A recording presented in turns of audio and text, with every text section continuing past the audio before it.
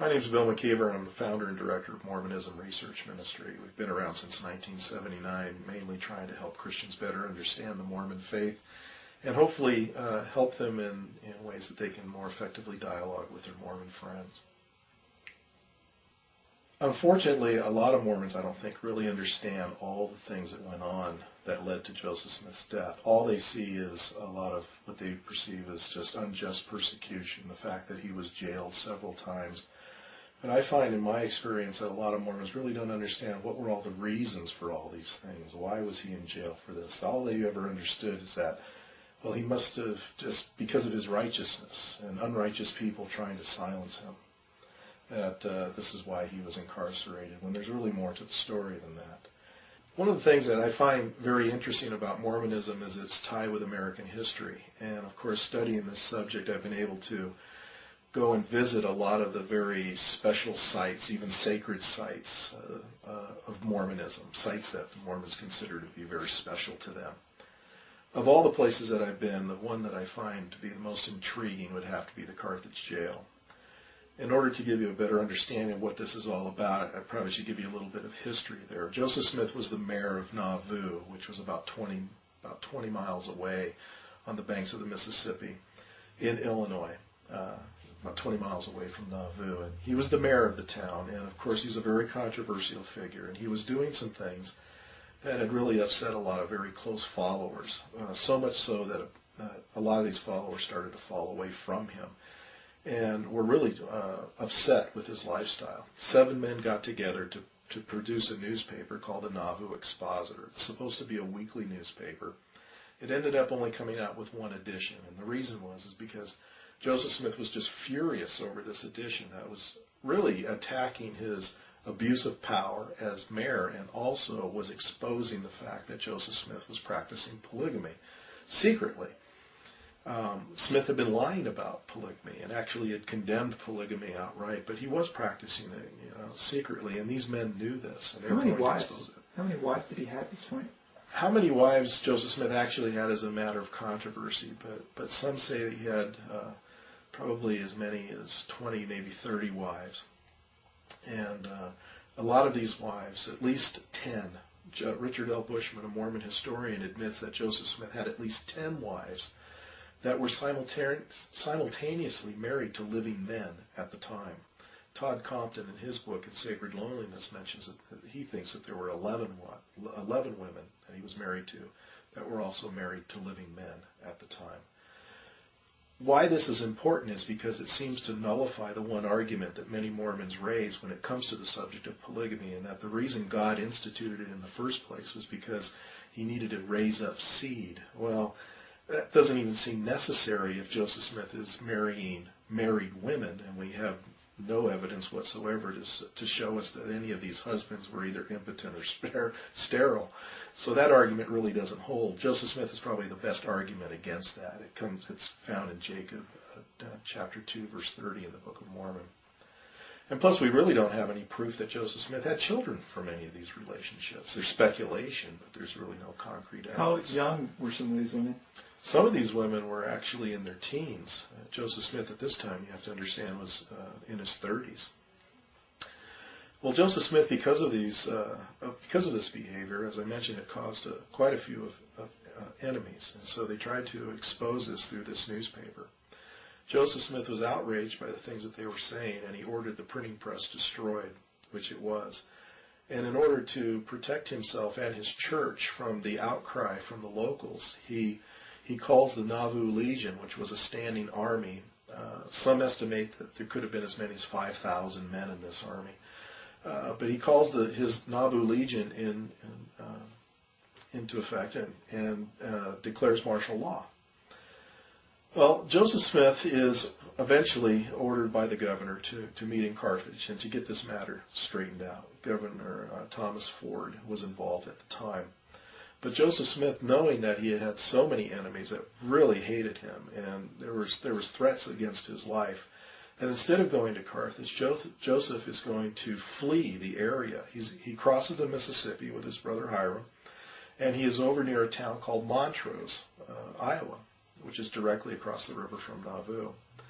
members in the church talk Emma, his wife, into writing a letter to encourage Joseph Smith to return. And in the letter, it purportedly has a comment in there that refers to Joseph Smith as being a coward for leaving his church behind.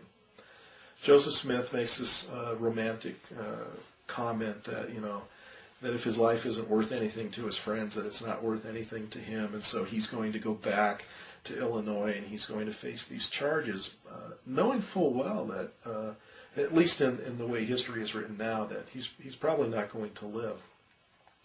Before he leaves Nauvoo, he makes the comment that he is going as a lamb led to the slaughter, this messianic connection that I have often heard going to Carthage jail and going through various tours. You hear this messianic connection made many times regarding Joseph Smith. In fact, you hear comments such as the Carthage jail is like the Mormon Calvary, where Jesus shed his blood for the Christian church on Mount Calvary. Joseph Smith shed his blood for the Mormon church in Carthage. Joseph Smith ends up going to Carthage, Illinois, and he is going to stay at a hotel. He's eventually confronted by a constable by the name of Bettisworth. And he learns through this constable that now the charge, instead of being riot, as it was originally, is now treason, apparently connected with him declaring martial law. So now the charges have become very serious. So Smith is incarcerated at the Carthage jail, and it was at the Carthage jail that he is waiting for this to all be settled. And during that time, he's allowed to visit with friends, and he is in the jail cell. At the end, he's in the jail cell with his brother Hiram, another gentleman by the name of John Taylor, who would later become the third president of the Mormon Church, and also a man by the name of Willard Richards. While they are waiting in the jail, he is visited by a man by the name of Cyrus Wheelock. Now, there's an interesting story about all this. Joseph Smith received this smuggled pistol from Cyrus Wheelock. If you were to ever take the tour at Carthage jail, they never mention the smuggled pistol. I've been there several times. Never do the tour guides volunteer the information regarding the smuggled pistols that Joseph Smith and his brother had. But it all goes back to this man by the name of Cyrus Wheelock. Well, one of the times when I was going through the tour guide again left that part of the story out. So when he opened up for questions and answers, I raised my hand and I asked about the smuggled pistol. And I actually quoted from the documentary History of the Church, Volume 7, where it talks about this, page 101 to 103. And when I mentioned that book to the tour guide, he said, well, you have to be careful about the books that you read, because there's a lot of erroneous material out there. And I went, but wait a minute, the documentary History of the Church, that's your book. That's put out by the Mormon Church. This is where I'm getting that story. And he goes, oh, the documentary History of the Church. He said, yeah, that's a good book. That's a good book. And he said, well, I'll tell you about the smuggled pistol. And he starts to tell me this elaborate story of how Cyrus Wheelock actually went up to the guard who was guarding the entrance to the jail and opened up his coat and said, I have a gun here, and I've come here to kill Joseph Smith. And the guard lets him in. Now, I've never heard this story before. I don't know where this guy's getting this story. And this is the first time I'm hearing it. And this is just intriguing to me. And I'm thinking about this. If we were to transport ourselves back into that time period and imagine here we are in 1844, it's June 1844, and a man comes up to a guard and says, I have a gun and I'm going to go inside and I'm going to kill the prisoner that you're supposed to be guarding, and you let him in. Okay, that sounds pretty strange to begin with, but then the guy went on to tell us, the tour guide went on to say that, eventually the guard was relieved and a new guard came on duty. Now think about this. You just let a guy go into a jail with a gun to assassinate your prisoner, and he hasn't come out yet. Okay? And you haven't heard a gun go off. So you leave your post and allow someone new to come and take your place, and you don't look into this? I mean, the story is just so far-fetched. But this man firmly believed that this is what happened. Basically, Cyrus Wheelock leaves the gun with Smith, and there's another derringer that's involved that is given to Hiram, Joseph Smith's brother. And as they were there in the jail, they were waiting, for this thing to all be settled. And there's another section in Joseph Smith's story where he talks about how they were, had a very heavy spirit. I mean, it was probably a very depressing time for them because they know the situation does not look very good for them.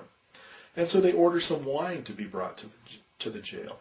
And Smith admits that this wine was not for sacrament purposes, but that it was to relieve their spirits, and so it was actually meant to, I guess, to be somewhat intoxicating, to make them feel better, which is kind of odd because Mormons aren't supposed to drink alcoholic beverages, but yet it seems perfectly okay for Joseph Smith to do that. Eventually, the jail is approached by a mob. How many are in the mob, we really don't know. Again, the numbers fluctuate. Some say as many as 200 people, were involved in this mob. And a group of men go up the stairs towards the upstairs room where Joseph Smith was being held, and they're rushing the door. Now, you have to understand the jail cell that Joseph Smith was in did not have bars on it. It had merely a door, and the door didn't even latch. It was warped, and the lock didn't really even work. So I remember the first time that I went to the Carthage jail was back in the 1980s, and we had a tour guide by the name of Elder Salt from Salt Lake City. I mean, it's hard to forget that name. And I remember Elder Salt telling us the story of how the only defense that Joseph Smith and the others that were in the jail cell with him had was by holding themselves against the door and fighting off their attackers with their walking sticks. And he repeats this, 3 times. The only defense they had was by holding themselves against the door and fighting off their attackers with their walking sticks. And after telling this very emotional story, and we were the only non-Mormons there, and the rest of the people in there were all a group from BYU. That was a busload of BYU students that had just been dropped off. And so while he tells this story and he bears his testimony to the truthfulness of it, and of course there's this resounding amen, and then he says, "Are there any questions?" So I raise my hand, and I says, "You'd mentioned 3 times that the only defense that Joseph Smith and the others had was by holding themselves against the door and fighting off their attackers with their walking sticks." I says, "But I remember reading in Volume 7, page 101 to 103 of the Documentary History of the Church that Joseph Smith had a smuggled pistol, and that he used that pistol to shoot 3 people, 2 of whom died." And it was interesting because you could hear, it was like the proverbial tabernacle tour. You could hear a pin drop. It was dead silence. And I'll never forget, Elder Salt, the tour guide, put his arms behind his back. He rocked on his heels, looking at the floor, and he said, "Yes, there was a gun." And he proceeded to also mention the Derringer that Hiram had that I did not bring up. It made me wonder, this man gave this emphatic story that the only defense Joseph Smith had and the others in the jail was by holding themselves against the door, fighting off their attackers with their walking sticks. Yet all the time, this man knew he had a smuggled pistol. He didn't deny the fact that Joseph Smith fired the pistol, but he did say, "We don't know where the bullets went." To which I said, "Well, John Taylor seemed to know. He said that he shot 3 people, 2 of whom died. Obviously, we know at least 3 of the bullets went into somebody." Of course, he didn't really want to readily admit to that part of the story, but he did know that there was a gun. But at the same time, he kept insisting that the only defense was holding themselves against the door, which now we know, and he was admitting, was not the case. That I found very disconcerting. Every time I go and I visit the Carthage jail, like I say, I've never heard them bring up the gun. One time I asked one of our tour guides, "Wasn't there a smuggled pistol?" She said, "Well, it wasn't smuggled, it was brought in." What does that mean? Was it legal at that time to bring guns in to prisoners? I mean, come on, this is silly. What kind of an answer is that? But they will not tell you anything about this. The last time I went to Carthage, we had a sister missionary, and she also failed to mention the gun. I had a long discussion with her afterwards, and she knew all about it. She knew all about the gun. She probably had done more homework on the story than I've seen many tour guides at Carthage jail. But yet, she wasn't about to divulge that part of the story, mainly because it didn't make Joseph Smith look very heroic, I guess. The fact is, Smith did have a gun. According to John Taylor, he shot 3 people, 2 of whom died. John Taylor never changed his story. He stuck with that story, as far as I know, till the day he died. You'll still find it written in various accounts. The Comprehensive History of the Church, I think, also mentions this account, as well as the Documentary History of the Church. After Joseph Smith the way we get to that part of him using the gun is while they are holding themselves against the door, which they really did do. So the tour guide, Elder Salt, was correct. They were holding themselves against the door. There's no doubt about it. But while they're doing that, one of the people attacking the jail fires a shot through the door. The bullet penetrates Hiram's face about near the bridge of the nose. And Joseph Smith, or Hiram Smith, falls back. And according to the account, he makes some statement like, "I am a dead man." Now, first of all, he's just got a musket ball into his brain. I mean, is he really going to be thinking of words like, "I am a dead man"? Is this really what happened, or is this, again, just Mormon folklore? The way the story goes, Joseph Smith goes to the aid of his fallen brother and says something to the effect, "Oh, my dear brother Hiram." Did Joseph Smith really say that? It sounds a little cheesy to me. I mean, it's not something that I would probably think if it was my brother. But nonetheless, he sees his brother who's dying here, who's probably dead at the time. And so at that time, according to John Taylor's account, Joseph Smith grabs the pistol that's in his pants pocket, and he sticks his arm through the door and fires off these 3 rounds. And so this is where he shoots them. Joseph Smith afterwards realizes that this is pretty much a lost cause, so he's going to try to escape going out the window.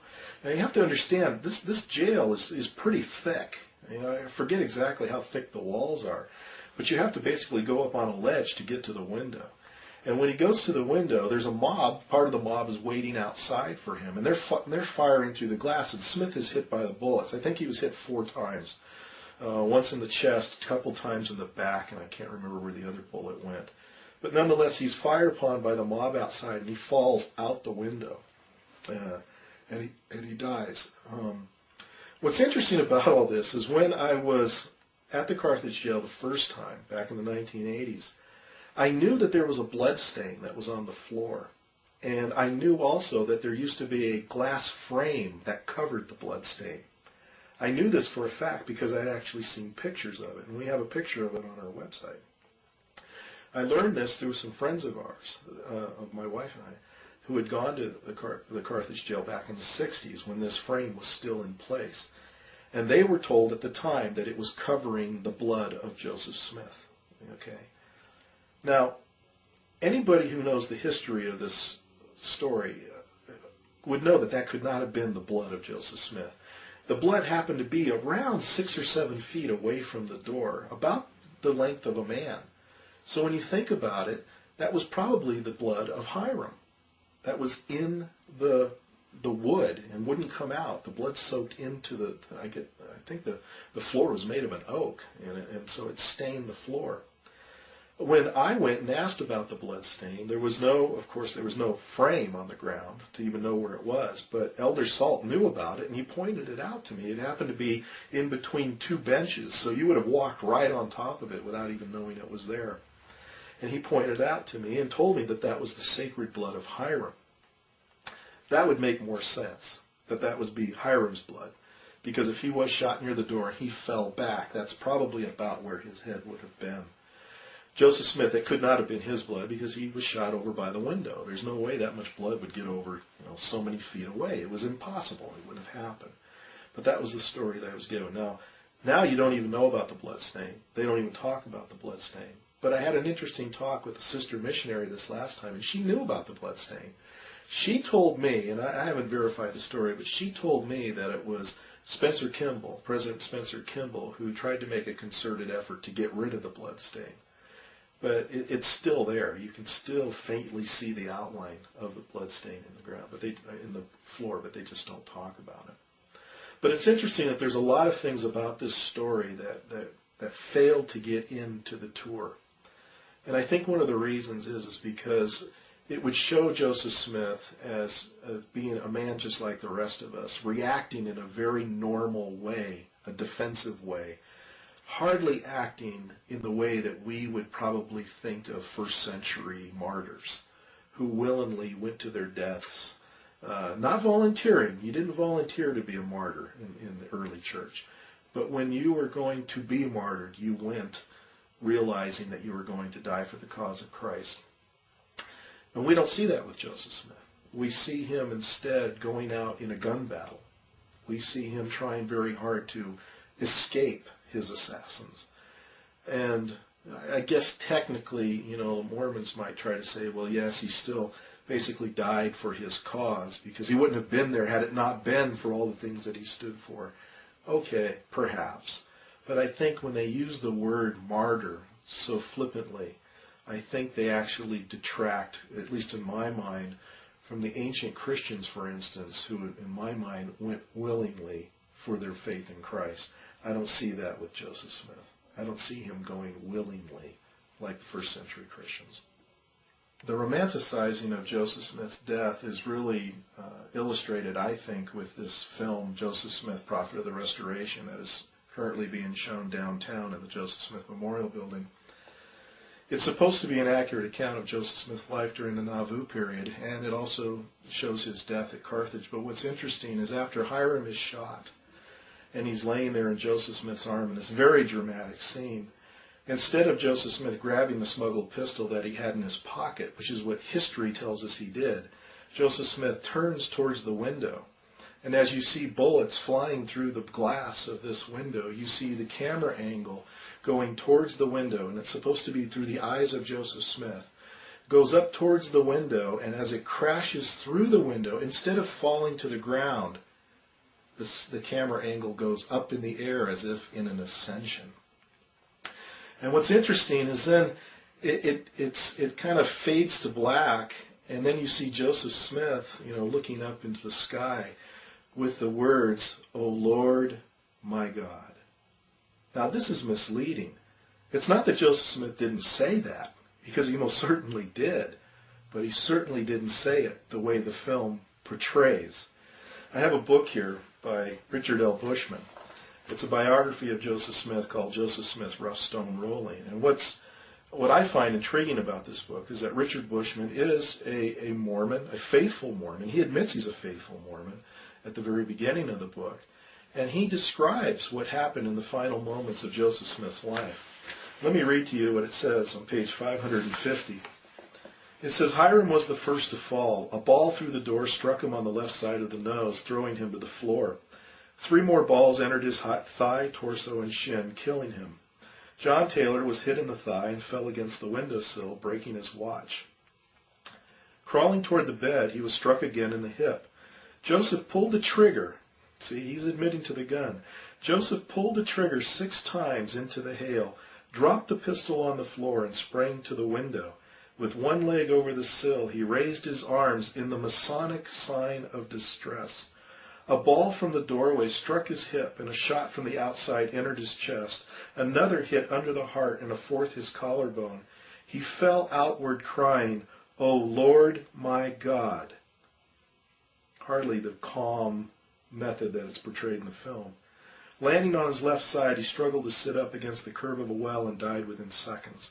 Richards raised his head above the sill far enough to see that Joseph was dead, and then turned to help John Taylor. Taylor's watch had stopped at 16 minutes past 5. What's so significant about this phrase, "O Lord my God," is that there are Mormon historians who admit that what Joseph Smith was trying to do was give the Masonic signal of distress. And, it's clearly, this is a phrase. There's a phrase in Masonry that when you're in trouble, that you say something to the effect, "O Lord my God, is there no help for the widow's son?" And that Smith was trying to give this signal of distress, but was shot before he was able to give all of it. Basically, "Is there no help for the widow's son" refers to Hiram Abiff, who is a familiar figure in Masonry. And Joseph Smith was a Mason. He became a Mason in 1842, and not long after becoming a Mason, he incorporates the Mormon endowment ceremony. So he was familiar with this. But what's interesting is voice inflection is very important. Context is very important. I have a real hard time believing that Joseph Smith just calmly said, "O Lord, my God." I don't think the situation called for such a calm response. I think he was probably screaming at the top of his lungs, hoping that somebody would come to his rescue. And unfortunately for him, they didn't. I think the fact that the Mormon Church has to leave out so much important information about Joseph Smith tells us not only a lot about him, but it tells us a lot about the church itself. Do you really want to place your trust in a man whose character has to be doctored, who has to be airbrushed, if you will? Do you really want to place your trust in a church that has to do that, that feels compelled to do that? Trust is a big thing. As a Christian, I have no problem trusting completely in the work and the promises of Jesus Christ. But I'll tell you, when it comes to Joseph Smith, I can't have that same kind of trust. This man is not deserving of my trust. If Joseph Smith lived today the way he lived back then, I don't think even many Mormons would want to place their trust in him.